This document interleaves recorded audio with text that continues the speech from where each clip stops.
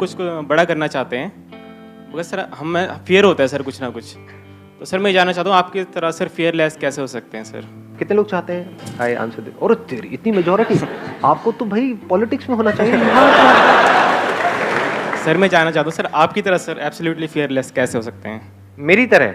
Yes sir. मेरी तरह तो एक ही है भैया इस दुनिया में। पहले ध्यान से समझना है डर किस चीज का होता है। जैसे आप क्या करना चाहते हैं, थोड़ा शेयर करेंगे if you are okay with it, जो करने के नाम से आपको डर लग रहा है। सर एक तो सर जैसे स्टेज पर बोलने पर मुझे बहुत डर लगता है। वो तो डर अभी मैं निकाल दूंगा, 2 मिनट में यहाँ पे आ जाओ, अभी निकल जाएगा डर। आओ आओ ना भाई।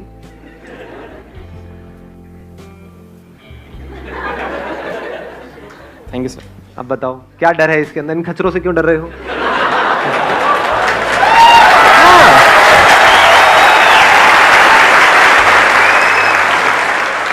आपने मेरे सेशंस देखे हैं? यस सर, सारे देखे सर, मैं सारे देखे हैं। तो उन सबको, जो भी आपने इतने सारे सेशंस देखे हैं, उसको शॉर्ट में एक्सप्लेन करना हो 2 मिनट के अंदर अंदर, तो आप करो। आपको सबसे अच्छी चीज क्या लगी मेरे सेशन में? मुझे सबसे अच्छी बात आपकी ये लगी सर, आपने एक बार बोला था कि जो भी काम करो एटीट्यूड के साथ करो।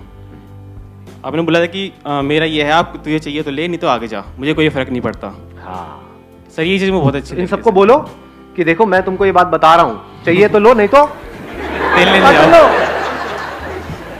इसकी डेप्थ को समझो। ये जो मैं वर्ड यूज करता हूँ ना, साथ वाले गए तेल लेने, इसको समझने की कोशिश करो। मतलब किस वे में बोल रहा हूँ, कि इसका मतलब वो कुछ भी बोल रहे हैं, कुछ भी सोच रहे हैं, उससे हमें फर्क नहीं पड़ना चाहिए। हमें जो करना है वो हमें करना है। यानी हमने किसको छोड़ा?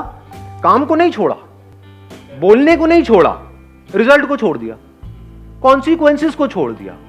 जो कॉन्सिक्वेंसेस की परवाह नहीं करता है उसके अंदर डर नहीं होता है। अब यहां पे थोड़ा सा समझदारी से आगे बढ़ना होता है। You are okay? कुछ और बोलना है? नहीं सर। कोई डांस वांस? नहीं सर। गाना वाना? नहीं सर। तो बंगड़ा शंगड़ा? नहीं सर। नहीं? हो गया, चलो okay, please have a seat.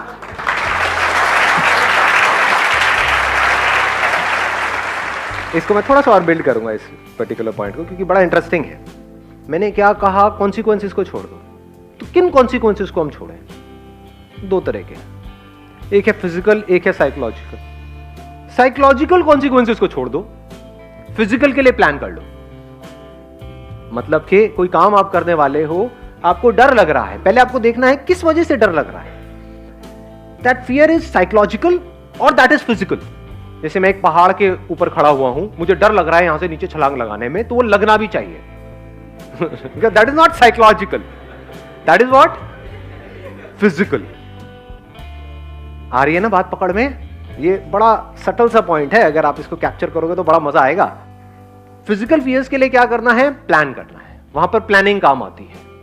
Psychological fears में कोई प्लानिंग काम नहीं आती है, वहां पर सिर्फ समझ काम आती है। जैसे अभी जो इनका फियर था पब्लिक स्पीकिंग का, वो क्या है? वो फिजिकल फियर है या साइकोलॉजिकल है? साइकोलॉजिकल है, क्योंकि फिजिकली यहां पर आकर के कुछ भी करके चले जाएं, कोई कुछ नहीं करने वाला। सब देखेंगे 2-4 मिनट में, सब भूल भाल जाएंगे। तो आप कोई काम करने वाले हो और आप कह रहे हो कि मेरे को वो काम करने से डर लग रहा है। क्यों डर लग रहा है? इसको फिगर आउट करना है। क्या इसलिए डर लग रहा है कि मैं वो काम करूंगा तो लोग क्या कहेंगे, मेरे घर वाले क्या कहेंगे, किसी को बुरा ना लग जाए? ये सब क्या है? साइकोलॉजिकल है। या डर इसलिए लग रहा है कि मैंने 5 साल तक काम करके कुछ पैसा जोड़ा है, मान लो 5 लाख रुपए जोड़ा है, और बड़ी मेहनत करके सुबह से रात तक, तो मुझे डर लग रहा है कि मैं ये काम करूं और वो पैसा चला ना जाए। ये क्या है? साइकोलॉजिकल है, फिजिकल है? फिजिकल है। ये डर होना भी चाहिए। जिनमें ये डर नहीं होता वो सड़क पे आ जाते हैं, बर्बाद होने में 2 मिनट लगते हैं। तो बस ये 2 ही तरह के फियर्स होते हैं, फिजिकल है, साइकोलॉजिकल है। फिजिकल में क्या काम आता है? Planning, learning, knowledge, understanding of that thing that you are doing. जैसे अगर पहाड़ से आपको छलांग लगानी ही लगानी है तो बंजी जंपिंग करो ना, उसमें कोई रिस्क नहीं है। पैराशूट लगा के करें सर? पैराशूट तो इतनी जल्दी नहीं खुलेगा, ट्राई मत करना भाई साहब, उसी पैराशूट में आपको लेकर के जाएंगे। तो ये बात पकड़ में आई कि फिजिकल के लिए we need to do a lot of things. In psychological fears nothing needs to be done, it just needs to be understood. उसको समझ लेना है और समझ करके एक्ट करना है। और जब आप एक्ट करोगे आप देखोगे अरे इसमें तो डरने वाली कोई बात ही नहीं थी। बट सर फिर भी लगता है। उसके बाद नहीं लग सकता। कोई भी चीज जब तक आपने नहीं सीखी होती है तब तक डर लग रहा होता है या जब सीख जाते हो उसके बाद भी डर लगता है? और सीखने के बाद अगर आपको डर लग रहा है तो वो साइकोलॉजिकल नहीं है, वो फिजिकल है। यानी आपको तैरना आ गया है। जब तक तैरना नहीं आता है पानी से बड़ा डर लगता है। जब तैरना आ जाता है तो क्या स्विमिंग पूल में आपको तैरने से डर लगता है? लगाओ थोड़ा सा दिमाग। बट अगर समुद्र में तैर रहे हो वहां पे डर लगता है? क्या लगना चाहिए? नहीं लगना चाहिए। या 2 किलोमीटर अंदर चले गए फिर कह रहे हैं भैया आई एम फियरलेस। समझ पा रहे हो? तो सीखने के बाद भी अगर आपको डर लग रहा है, there is a strong possibility that is a physical fear, not a psychological fear, और वो होना भी चाहिए।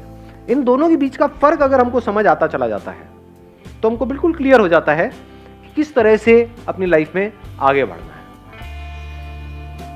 साइकोलॉजिकल फियर्स धीरे धीरे जैसे जैसे हमारी समझ गहरी हो जाती है, जीरो हो जाते हैं। मर गया तो क्या होगा? ये क्या है? ये फिजिकल है या साइकोलॉजिकल है? आराम से सोच के बोलना।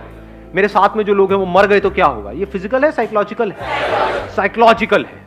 लेकिन अगर आप अंधेरी रात में दिया तेरे हाथ में और आप चले चले जा रहे हो किसी सुनसान सड़क पर और आपके सामने से कोई 2 बंदे आ रहे हैं गन लेकर के या नाइफ लेकर के, अब आपको डर लग रहा है, ये क्या है? फिजिकल है। ये होना भी चाहिए, ठीक है? बॉन्ड नहीं बनना है बेकार में जी, समझदारी से आगे बढ़ना है लाइफ में। अगर इस तरह से आप अलग अलग करके देखोगे तो ऐसा कोई डर नहीं है इस दुनिया में जिसको कॉन्कर ना किया जा सके।